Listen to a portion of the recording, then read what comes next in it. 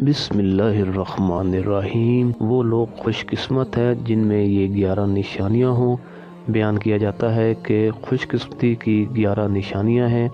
Number 1, इंसान दुनिया से बेरग़बत हो और आखिरत पर यकीन रखता हो। नंबर 2, मौत को हमेशा याद रखता हो।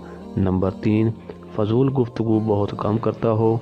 नंबर 4, तमाम औक़ात नमाज का पाबंद हो। नंबर 5, खुदा ताला की मखलूक से गमगुसारी करता हो। नंबर 6, मिजाज में आजिज़ी हो और तबीयत में गरूर ना हो।